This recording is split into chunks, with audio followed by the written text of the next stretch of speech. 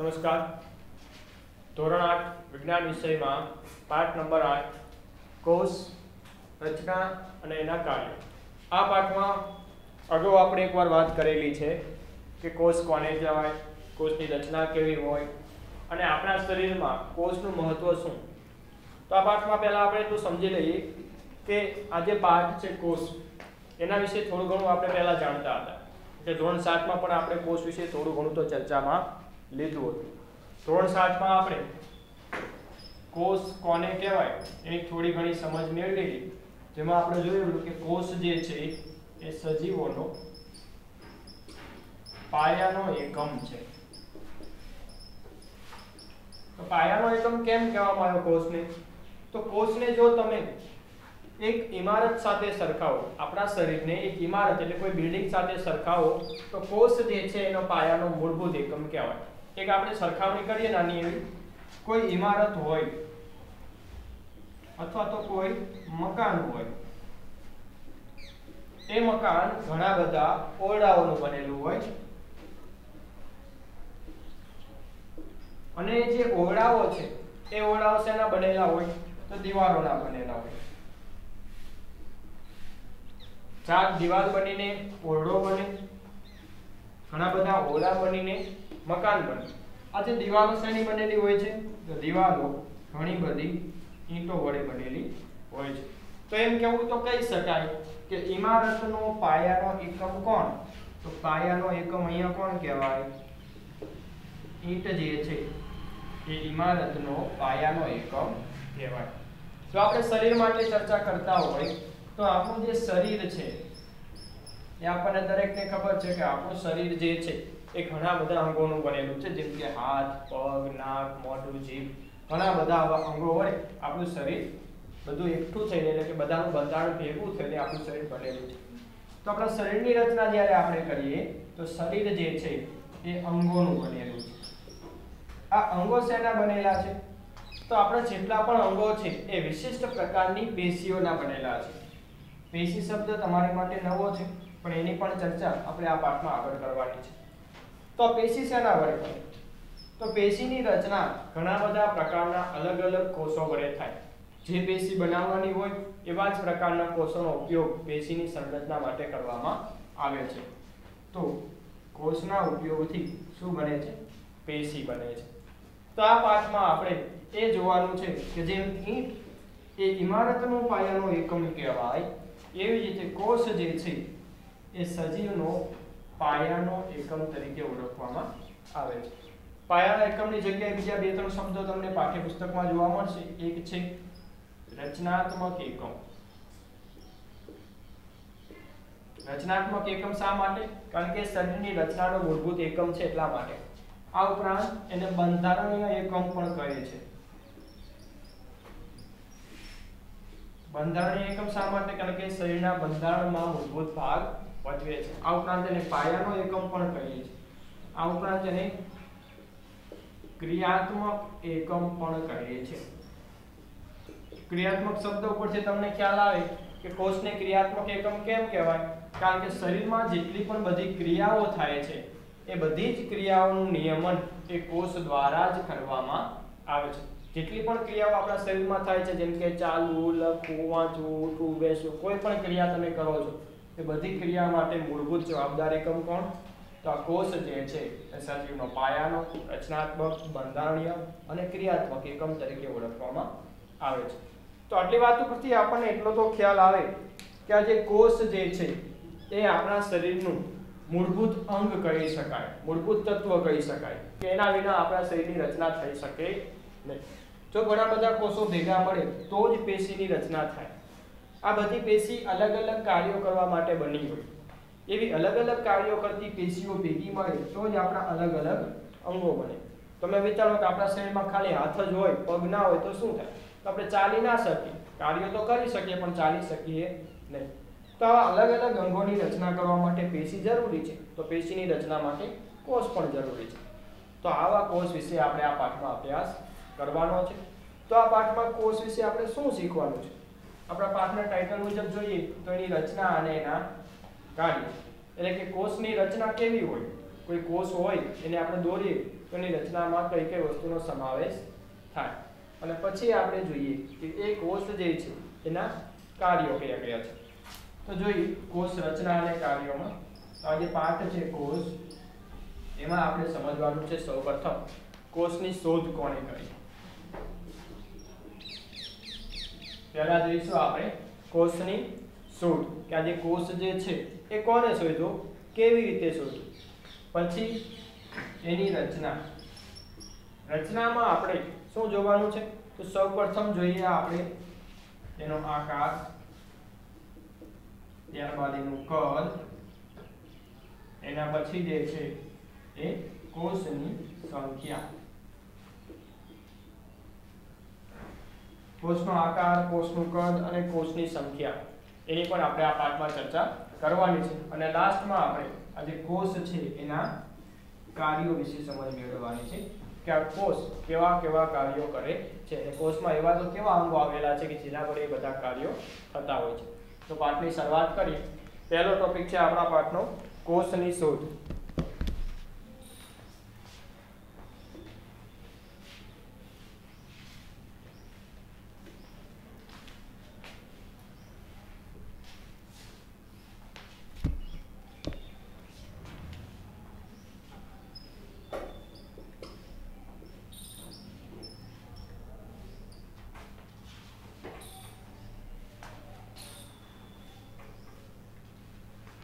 તો જે કોષ છે એ સૌપ્રથમ કોણે શોધ કરી? કોષને ઇંગ્લિશમાં સેલ તરીકે ઓળખવામાં આવે છે. યાદ રાખજો કે સેલ એટલે કોષ. તો સૌપ્રથમ કોષ વિશે માહિતી કોણે મેળવી? તો રોબર્ટ હુક નામના વૈજ્ઞાનિકે સૌપ્રથમ કોષની શોધ કરી. તો એ વૈજ્ઞાનિકે કોષની શોધ કેવી રીતે કરી? અને શું કર્યું કે એક બૂચ નામની વનસ્પતિ છે, વનસ્પતિનું નામ છે બૂચ. એ વનસ્પતિની છાલ ઉખાડીને એ છાલનું જે સાવ પાતળું આવરણ હોય એને વિપુલ દર્શકની મદદથી એને ચેક કર્યું, એટલે એનું અવલોકન કર્યું. વિપુલ દર્શક એટલે અહીંયા આપણે લઈશું બિલોરી કાચ, અને સૂક્ષ્મ દર્શક તરીકે પણ એનો ઉપયોગ એને સમજવામાં આવે છે. તો રોબર્ટ હુક નામના વૈજ્ઞાનિકે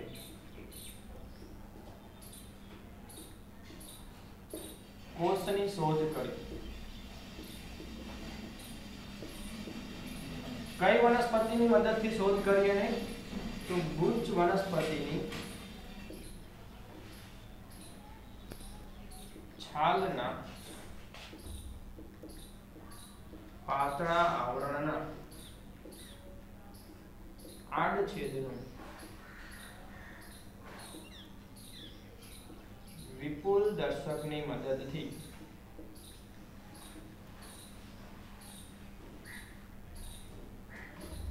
અવલોકન કર્યું. એટલે રોબર્ટ હુક નામના વૈજ્ઞાનિકે શું કર્યું કે બૂચ નામની વનસ્પતિની જે છાલ છે એનો જે પાતળો આડછેદ છે, એટલે કે એનો જે છેદ છે, નાનો એવો ટુકડો છે, એનું વિપુલ દર્શકની મદદથી અવલોકન કર્યું. તો અવલોકન કરતા એને શું દેખાય છે આપણે જોઈએ. તો એને જ્યારે બૂચ નામની વનસ્પતિના આડછેદનું અવલોકન કર્યું તો એને કંઈક આવી રચનાઓ જોવા મળી.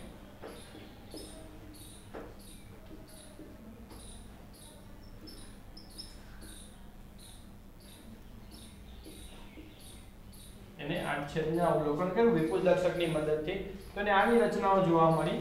જે રચનાના કેન્દ્રમાં એક ઘટ્ટ ભાગ હતો, નાનું ટપકું હતું, અને આજુબાજુ ઘણી બધી દિવાલોથી ઘેરાયેલા ઓરડાઓ હતા. તો એને શું જોવા મળ્યું તો ઘણા બધા નાના ઓરડા જેવા ખાના જોવા મળ્યા. બધા આવા ખાનાઓ એને બૂચ નામની વનસ્પતિનું જ્યારે અવલોકન કર્યું ત્યારે એને આવા નાના નાના ખાનાઓ જોવા મળ્યા.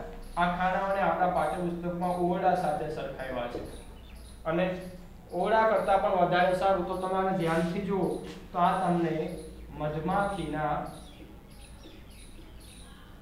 મધપૂડાની જેવી રચના લાગશે.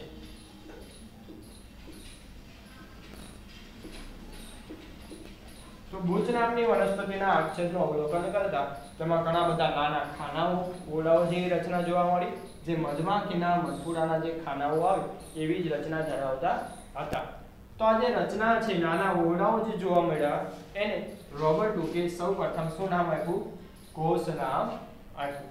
કોષ શબ્દ છે એ લેટિન ભાષાનો શબ્દ છે કે જેમાં કોષનો અર્થ થાય છે સેલ એટલે કે નાના ઓરડાઓ. એની પરથી આપણે કોષ શબ્દ લીધેલો છે. તો રોબર્ટ હુકે કોષની શોધ કરી. યાદ રાખજો કઈ વનસ્પતિની મદદથી કરી? તો ગુચ્છ નામની જે વનસ્પતિ છે એની છાલના પાતળા આડછેદમાંથી કરી. શું જોવા મળે છે એ આપણે જોઈએ. વનસ્પતિનું અવલોકન કરતા તેમાં નાના ખાનાઓ જેવી રચના જોવા મળી. તેની રચના કેવી હતી? તો તેની રચના મધપૂડા જેવી હતી. તેને કોષ નામ આપ્યું.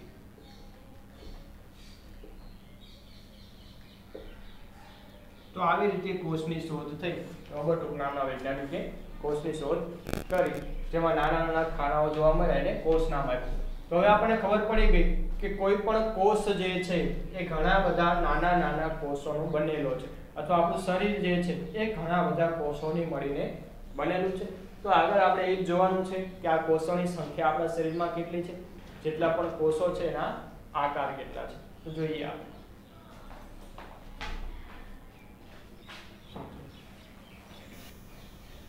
તો આપણે જોયું કે કોષની શોધ કેવી રીતે થઈ. હવે આપણે કોષ વિશે કેટલીક માહિતી જે છે એ આપણે મેળવવાની છે. જેમ આપણે અગાઉ જોયું કે કોષને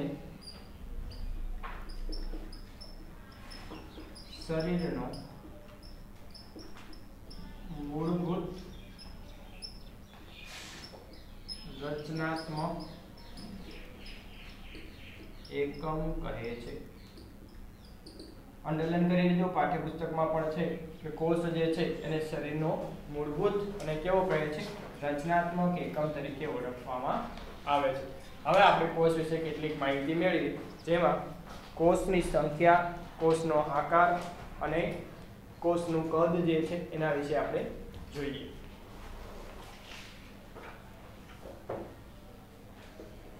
પહેલા જોઈએ આપણે કોષનું કદ. તો કોષના કદ વિશે આપણે સામાન્ય માહિતી મેળવીએ તો કોષ કેવડો હોય? તો આપણે અગાઉ જેમ જોયું કે કોષની જે રચના છે એ અતિ સૂક્ષ્મ હોય છે, જેને સૂક્ષ્મદર્શક યંત્ર વડે જોતા જ આપણને નજરે ચડે છે. તો કોષના કદ વિશે વાત કરીએ તો કોષનું કદ ક્યારેક અતિ સૂક્ષ્મ પણ હોય છે અને ક્યારેક થોડું મોટું પણ તમને જોવા મળે છે. તમને એક ઉદાહરણ આપીને સમજાવું તો ઉદાહરણ તરીકે આપણે કોષ લઈએ મરઘીનું ઈંડું. શું આ મરઘીનું ઈંડું એક જ કોષ છે? તો હા, મરઘીનું ઈંડું ફક્ત એક જ કોષ છે. એને આપણે નરી આંખે જોઈ શકીએ છીએ. એનું કદ પણ ઘણું બધું મોટું હોય છે. તો ક્યારેક એવું બને કે કોષનું કદ થોડું મોટું પણ હોઈ શકે. અને બીજું એક ઉદાહરણ લઈએ તો મનુષ્યના શરીરના કોષો.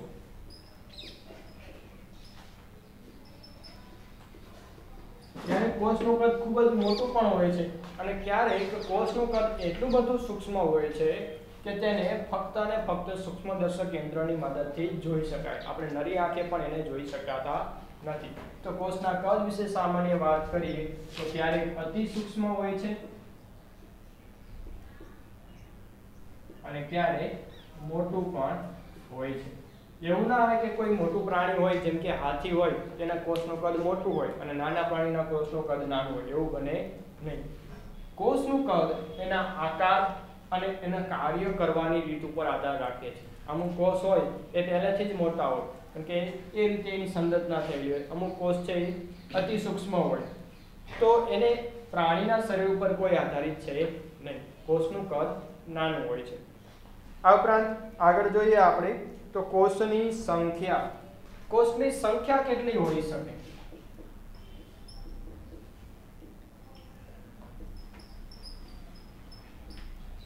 તો આપણે પાઠની શરૂઆતમાં જ વાત કરી કે કોષ વડે જ પેશી બને અને પેશી વડે જ અંગ બને. તો મોટા ભાગના જે સજીવો છે એમાં કોષની સંખ્યા ખૂબ જ વધારે હોય છે. ખૂબ જ વધારે એટલે કે અબજોમાં અને ખરવોમાં હોય છે.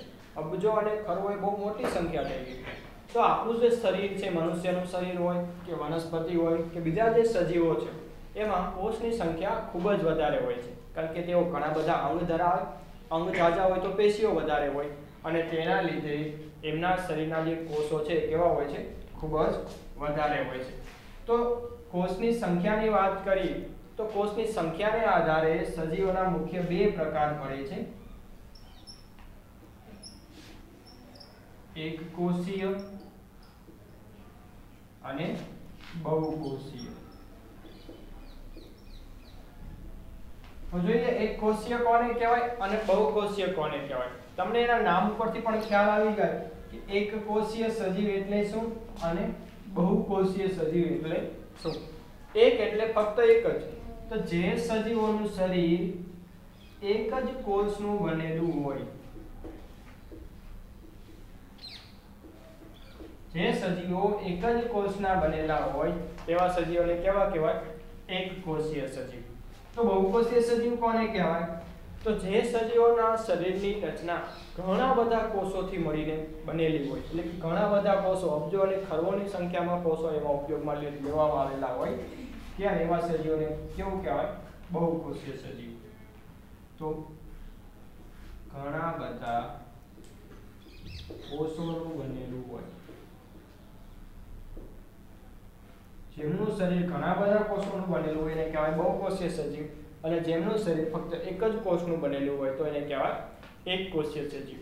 આવા એકકોષીય સજીવના આપણે ઉદાહરણ જોઈએ તો બે ઉદાહરણ આપણા પાઠ્યપુસ્તકમાં આપેલા છે. એક છે અમીબા અને બીજું છે પેરામીશિયમ. તો અમીબા અને પેરામીશિયમ છે એ એકકોષીય સજીવ છે. તો આની પરથી આપણે શું કહી શકીએ કે અમીબાનું જે શરીર છે એ ફક્ત એક જ કોષ દ્વારા રચના પામેલું છે, એમાં બીજા કોષ આવેલા નથી. જો કોષ ના આવેલા હોય તો પેશીઓ ના હોય, કારણ કે પેશી બનવા માટે ઘણા બધા કોષો જોઈએ. જો એક જ કોષ હોય તો પેશી બને? તો પેશી બને નહીં. પેશી ન બને તો અલગ અલગ અંગો પણ બનવાના નથી. તો એવું કહી શકાય કે અમીબા અને પેરામીશિયમના શરીરમાં બીજા કોઈ અંગો હોતા નથી, ફક્ત એક જ કોષ જ હોય છે, બીજું કંઈ હોતું નથી. જ્યારે બહુકોષીય સજીવની વાત કરીએ તો એના ઉદાહરણ જોવા હોય તો મનુષ્ય, વનસ્પતિ અને બાકી બધા જ સજીવો.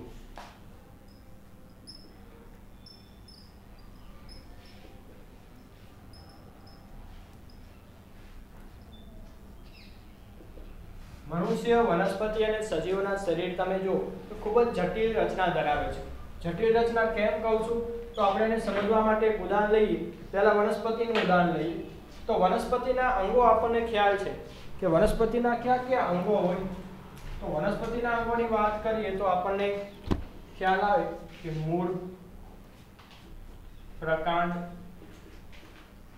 પર્ણ, પુષ્પ, ફળ, આ બધા શું છે? વનસ્પતિના ભાગો કે અંગો કહી શકાય. બરોબર? તો ઘણા બધા અંગો હોય તો ઘણી બધી પેશીઓની જરૂર પડે અને ઘણી બધી પેશીઓની રચના માટે કોની જરૂર પડે? ઘણા બધા કોષોની જરૂર પડે. તો એટલા માટે વનસ્પતિનું જે શરીર છે, વનસ્પતિની જે રચના છે એ ઘણા બધા કોષો વડે થયેલી છે, જેના વડે આ બધા જ અંગોનું નિર્માણ થાય છે. આ રીતે આપણે મનુષ્યના શરીરની વાત કરીએ તો મનુષ્યના શરીરના અંગો તમે જુઓ તો હાથ, પગ, નાક, મોઢું, જીભ એવા તો આપણા શરીરમાં ઘણા બધા અંગો આવેલા છે. અને શરીરની અંદરના ભાગમાં પણ અંગતંત્રો આવેલા છે, જેમ કે પાચન તંત્ર, શ્વસન તંત્ર, ઉત્સર્જન તંત્ર, પ્રજનન તંત્ર. આ બધા જ તંત્રો ભેગા મળીને આપણા શરીરની રચના કરે છે. તો આ બધા શરીરના ભાગો અને અંગો બનાવવા માટે કોની જરૂર પડે? કોષોની જરૂર પડે. એટલા માટે મનુષ્ય, વનસ્પતિ અને બાકીના જે સજીવો છે, પ્રાણીઓ, પક્ષીઓ, માછલી, આ બધાના શરીર કેવા છે? બહુકોષીય સજીવ. બહુકોષીય સજીવ હોવાને કારણે તેમાં ઘણા બધા અંગો છે અને આ બધા અંગોને લીધે શું થાય છે કે અલગ અલગ કોષ અલગ અલગ કાર્યો કરે તો અલગ અલગ અંગ પણ અલગ અલગ પ્રકારના કાર્યો કરી શકે છે. તો કોષની સંખ્યાને આધારે યાદ રાખજો કે સજીવોના કેટલા પ્રકાર પડે, એક કોષીય સજીવ અને બહુકોષીય સજીવ।